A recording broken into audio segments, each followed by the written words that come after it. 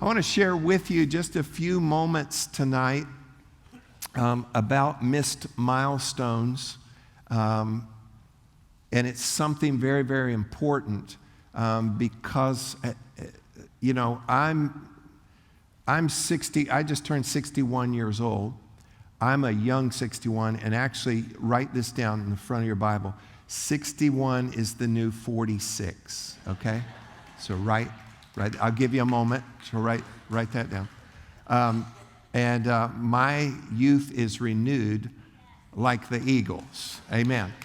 And I've got work to do and life to live and things to enjoy and, all of that. But in my years, I have never seen anything like this before, And some of y'all, I'm just guessing, might be a little older than I am, and some are younger than I am, but I've never seen this parade of situations to hit our world and to hit our lives. And beginning seemingly with the coronavirus, with the pandemic. And then it seems like things just kind of snowballed from there. If I've counted right, we're over 16 weeks now that we've been dealing with all of this. And then the related fallout. And just think about it. Everybody stay home. And I have my thoughts on that, okay? If we use the same rationale, then tomorrow we have to park all our cars. Everybody park your cars because there were too many accidents today. So everybody's just going to have to park. And you're going to have to park socially distanced. Okay? And I have my thoughts on some of that, but we can second guess and armchair quarterback and all of those things. But it is what it is. And I do think we right now, we're doing the right and wise things as far as, trying to mitigate. There's a word we learned during this season, mitigate what is going on. But I'm concerned about the fallout. I have a pastor friend in another state, and he shared with me that in his county, in the last 3 months, the number of suicides is almost 3 times what the COVID deaths are for his county. So I'm concerned, and it's a spike from, well, it's always been that way. No, it's a spike, and there's so many things. Well, part of this that I want to talk about are milestones, because this hits all of us. Life events, things you planned on, hoped for, worked toward, inevitable things you wanted to complete, to participate in, to celebrate, to mark in some way. Everything from graduations, weddings, showers, births, deaths, hospitalizations. People couldn't be there as their loved ones were hospitalized. Trips that you had planned. Concerts. We had a couple of concerts that we had tickets for, and now they're just completely canceled or rescheduled for a whole year later. I don't even know if I'm going to still like them a whole year later, Games, sports, what are we going to do? I'm thinking about Olympic athletes. Their timing, their aging, all of the things going with that, all of these things put off, missed milestones. And here's reality. Most likely no one can make those things up to you. It's just not going to be quite the same. And so we end up feeling disappointed. We end up feeling incomplete. We end up feeling robbed, ripped off. We feel a little bit stuck. Am I telling the truth tonight? Efforts to do better about that have been super creative, valiant. Drive-by birthday parties, drive-by graduations. I saw online living room proms, Zoom meetings, people singing and talking through windows at nursing homes to their loved ones, releasing balloons for a loved one that had passed that, they couldn't be there for their passing. So many things, and it hurts. Proverbs 13 tells us this. Proverbs 13, we have that. Hope deferred, say that with me. Hope deferred makes the heart sick, but when the desire comes, it is a tree of life. Let me just break this down. Hope is your expectation. It's something you were looking forward to. Y'all look at me. Hope. This is so vital. You have to keep your hope alive. You have to keep your hope alive. You must always have something that you're looking forward to. Always have something you're looking forward to. And what happened is big things that you were looking forward to got deferred. They got put off. They got removed. They got put in a different place. And what happens, it makes the heart, and remember that Proverbs, this is Old Testament, so this is the Old Testament Hebrew, and the concept in the Old Testament of heart really has to do with the soul. It's the center, it's the core of you. It's where you think and feel and decide, and it's where you remember. And this makes your heart sick. It makes it weak. It makes it wobbly. It makes it sick and causes it to grieve. And one of the great commandments of Scripture is this. Proverbs 4:23 is you're to guard, above all that you guard, you're to guard your what? Your heart. You're to guard your heart, because out of your heart, out of the core of you, that's where life comes from. So it's out of your soul, heart, that Old Testament combo there, that's going to impact what you do and how you do things and how you decide and how you feel about yourself and about others. So this is a vital, vital thing. We have to make sure that we're doing a little bit of processing. So I want to encourage you, not just related to this, but everything, keep the storm on the outside, okay? Keep the storm on the outside. Keep the chaos on the outside and keep the calm on the inside. Is anybody at church? Okay. I'm going to give you a little exercise, and we're just going to do this real quick. We'll do it like twice. Any of you have smart watches, like Dick Tracy watches? Does anybody know who Dick Tracy is? Okay. I'm telling you, I got a Dick Tracy watch pretty much. Mine every now and then will just do a little buzz on my arm, and it wants me to breathe. I go, I am breathing. Headquarters, I am breathing. And if you go ahead and participate with it, you tap a little thing, and it's really kind of a cool thing, and you just got to hold still. And this, you can watch, and this little blue thing gets bigger and bigger and bigger, and it kind of vibrates on your arm, and it's saying inhale, and then it buzzes a different way, and it goes smaller, and then you exhale. And it does that, I think, for about a minute. I always pass out. No, I don't. And but we're not going to do quite like that, but it's kind of like that at inhale and exhale. And this is something that I learned a number of years ago, and I just do sometimes. And so I want us to inhale in a moment. And don't worry, I'm not making doctrine out of this, okay? This is just something that I feel helps me, spirit, soul, and body sometimes. Any of y'all get a little wound up, stressed out now and then? 3 of you, and they're all ladies. And it's because of the men. They're pointing at the men, okay. Okay, it's all of us. Come on, it's all of us.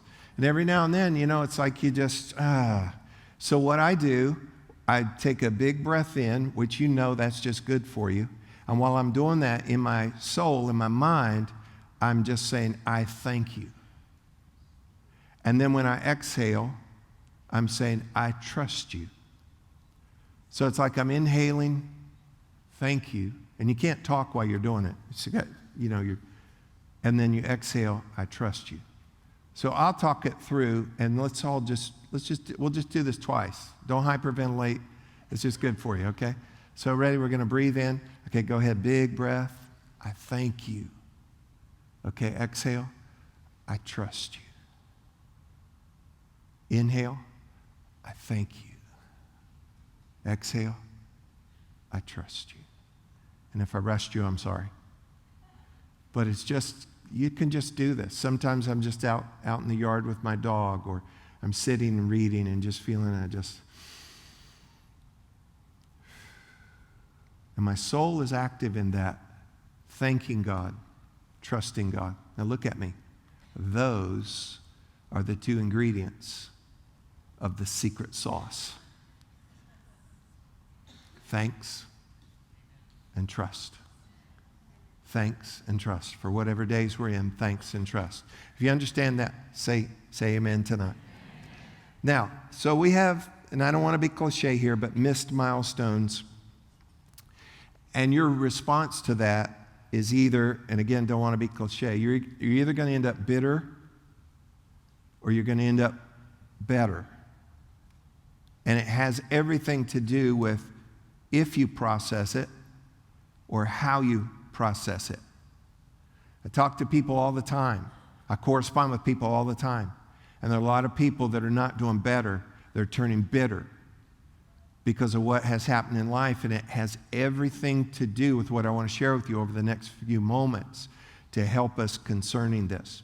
Now, Romans chapter, before I get there, here's the two concerns, okay? Here's the two concerns.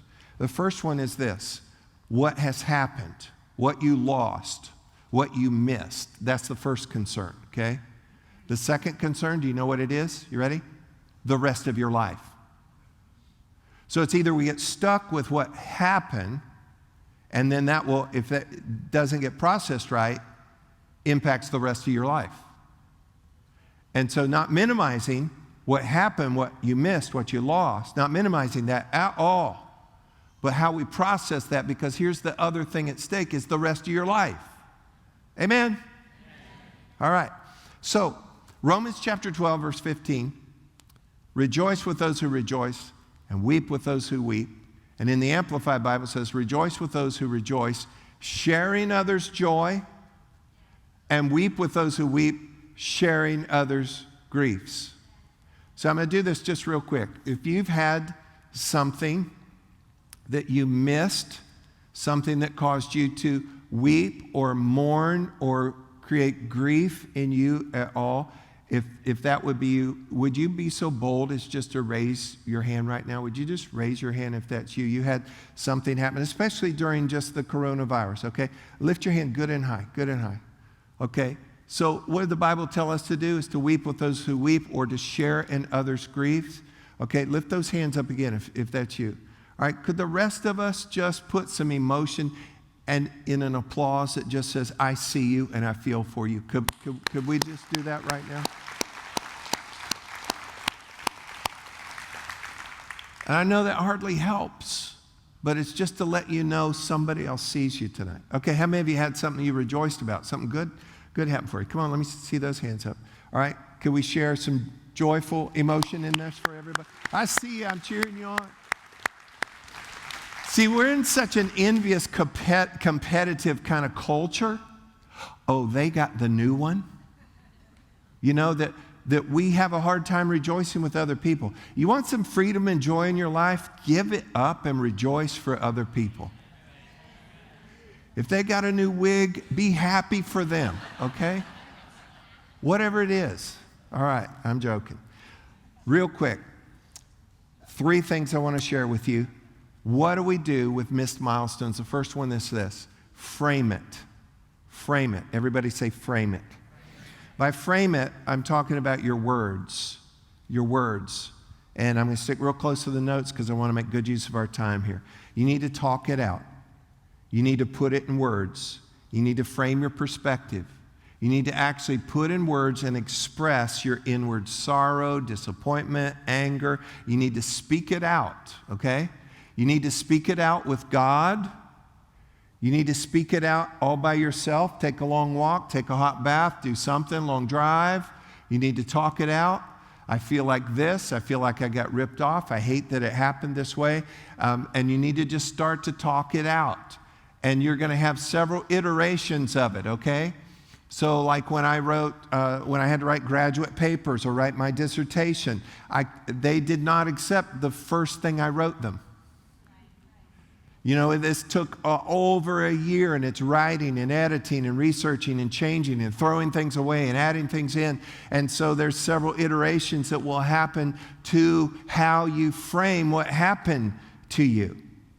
And then also eventually you need to speak it out and frame it with someone else. Because if you don't, listen to me, if you don't, here's the tendency of most people. We tend to bury it, we tend to stuff it.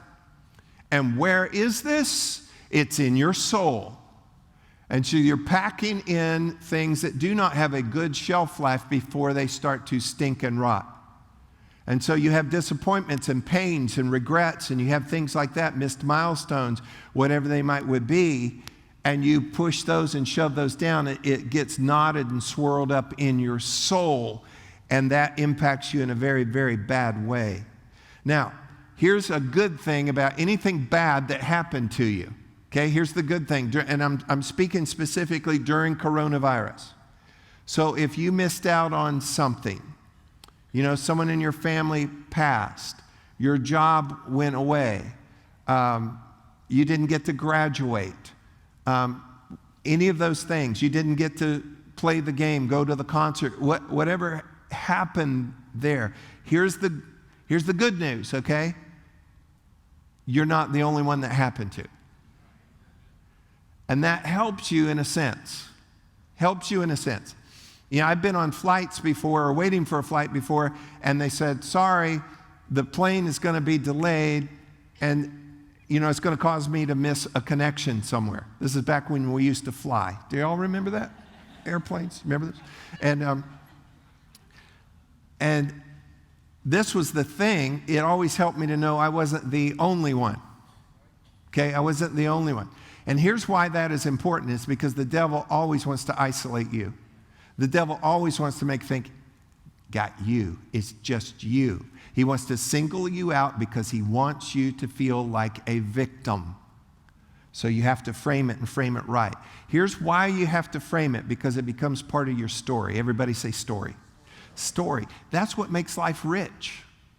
You share your story. You tell your story. Nobody ever shares this, okay?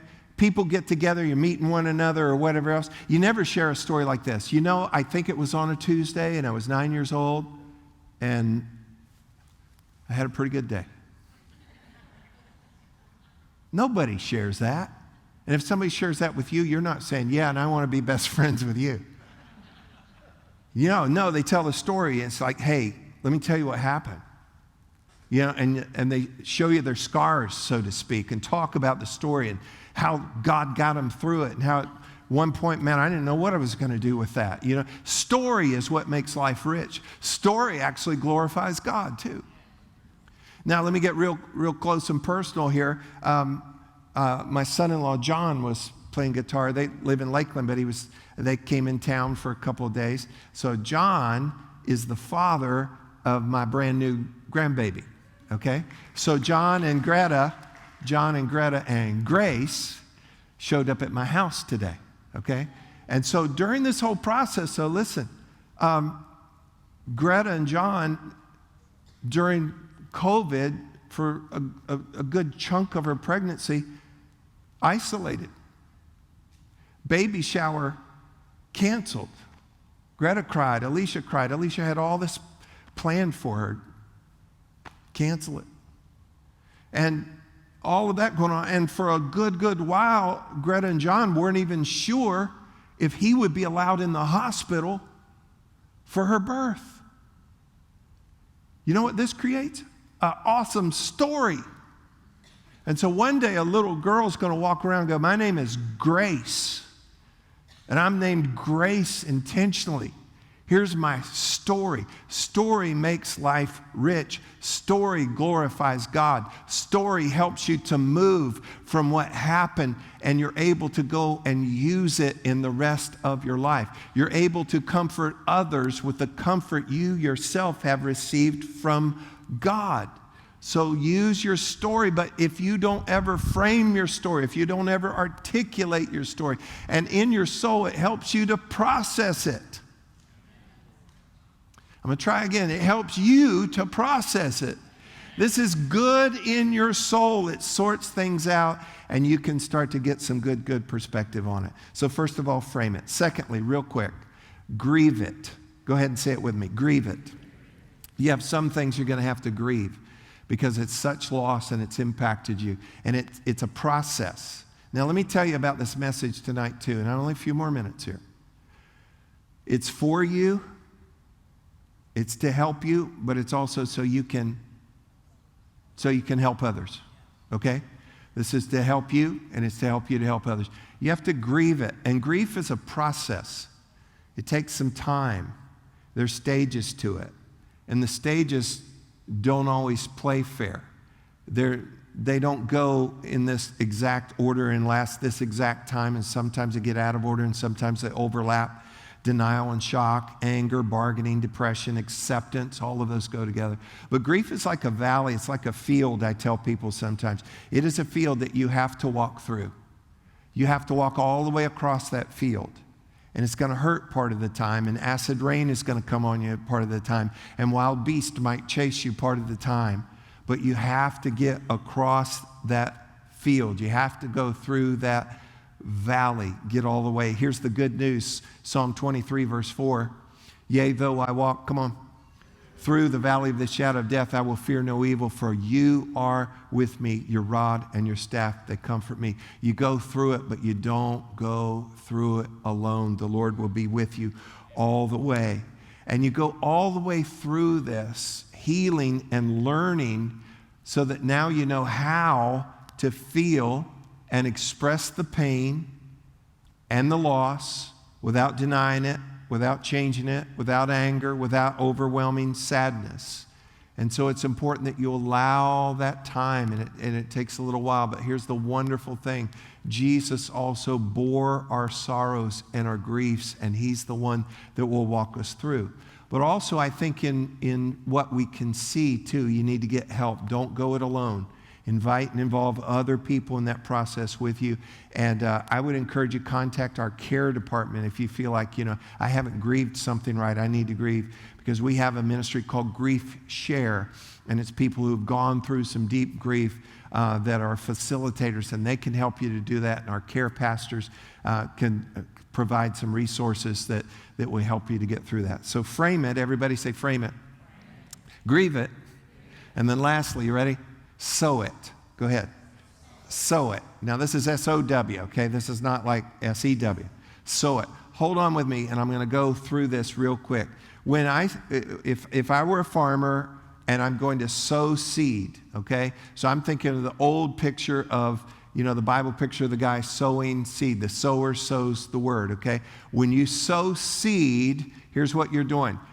Let's say that I have seed in my hand, and when I sow it, I release it. Everybody say release it. And then I trust. Everybody say trust. So what are you doing? Are you just throwing that away? No, I'm releasing it, and then I'm trusting this process. Okay? So you trust that if it goes in the ground and it gets water and nutrients and sunlight, you know that what you sow, you're going to reap. So follow with me. I'm going to go real quick through this. You can turn your hurt into a harvest. Do you hear me? You can turn your hurt into a harvest. Genesis 1:12 says this, and the earth brought forth grass, and the herb yields seed according to its kind, and the tree that yields fruit, whose seed is in itself according to its kind. If I plant apple seeds, what will I get? What kind of seeds will I find in an apple? Apple seeds. Do you see how it works? Everything is on a seed system. Everything is on a seed system. And there is seed time and there's harvest. As long as the earth remains, there will be seed time and harvest. And everything has seed in it. Do you understand the principle? Everything has seed in it. And look at Galatians 6, verse 7. Galatians, go ahead. Do not be deceived. God is not mocked. This is a law of God. For whatever, come on, say whatever. Whatever a man sows, that he will also reap. What is he going to reap? What he sowed. So I promise you, hear me. Whatever missed milestone, whatever circumstance of life, you're going to have in due time, due season, you're going to have a harvest off of that. So something's going to get planted. And what gets planted is what's going to be a harvest. So I can plant regret and anger and disappointment. Y'all with me? And depression and all of you completely, I can plant those things in the soil of my life, and that is the harvest I will get. Or I can plant something else, and I can release it in such a way that I trust God. So what you have to do is take the hurt, take the disappointment, and I have to release it, and I have to trust God. Now watch what we do here, though. Count it as seed. Count it as seed. It's something that you did want. You know, you wanted something and it didn't turn out right, so now I have this pain. Well, take what it is that you wanted. Take what it was that you had hoped for and consider it a seed and release it and trust God. Now, here's what happens again. Something's going to get planted, something's going to grow up. So it can be sadness, resentment, a horrible outlook for the rest of your life, or it can be something that God restores and replaces. Now let me say this, the Lord is the Lord of the harvest. He is not a vending machine. So it's not like, well, I lost a bicycle, so I want a bicycle. You know, that's not really entirely up to you in that regard, okay? He, in His timing, when He deems appropriate and what He deems appropriate, God can bring back harvest for you. Now the book of Joel 2:25 says this, I will restore to you the years the locusts have eaten. In the New Living Translation says, I will give you back what you lost. But I think it's the principle and attitude that you have when you're releasing your hurt, your pain, your situation. Look in John chapter 10, verse 18. And this is a principle, okay? This is a principle. This is Jesus talking in John chapter 10. And Jesus said this, no one takes, he's talking about his life. He said, no one takes it from me, but I lay it down myself. So you have to determine, let's go back to a bicycle. Somebody stole your bicycle. You can determine, I got ripped off, somebody stole from me. Now that doesn't mean you don't file the police report. You probably should, okay? But your heart, because that's what you're trying to guard. This is your attitude. No one steals from me. No one steals from me. Now that does not mean you become vigilante. I'm going to find the little punk that stole my bike. You know, that's not what we're talking about, okay? But this is this. No one steals from me. I'm going to release it and trust God. Are you following me? So I wanted this, but it's gone and it didn't happen. So what do? Get yourself in a knot and become an angry, dreadful person that has no hope for the future? Or you can take it and say, I wanted this, but I'm not letting anything take from me that way. I won't be a victim. I'm going to release it, and I'm going to trust God. So in the sense of sowing seed, you release it, and you trust God, and whether it is in this life or in the life to come, I promise you something, God restores. And so I can enter into peace. I lost this. That happened. I got ripped off. But I'm not going to live as a victim. I'm going to release it and trust God. And you know what you can do then? You can start to hope again. You can start to have some peace again. You can start to heal and go on with your life because you trust God. He keeps the books, and God will take care of you. And in the final analysis, what's more important than the stuff is your soul. Let me show this to you real quick, and then we're going to close in prayer and go home tonight.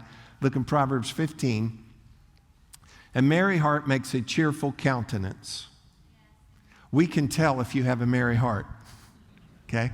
But by sorrow of the heart, the spirit is broken. By sorrow of the heart, the spirit is broken. In the Message paraphrase, it says this, it makes it hard to get through the day. It makes it hard to get through the day. Now, not to minimize, and if I get the worship team, go ahead, come on back up here, and we're going to go out in the song here. Not to minimize anything that you've lost or has happened to you or anything like that. Not to minimize that at all. But here's the greater concern, your soul and the rest of your days. So I want to encourage you, frame it, grieve it, sow it, Release it and trust God. Get your merry heart back, okay? Get your merry heart back, because otherwise it makes it hard to get through the day. And sometimes there's a process before you can heal and get out of that.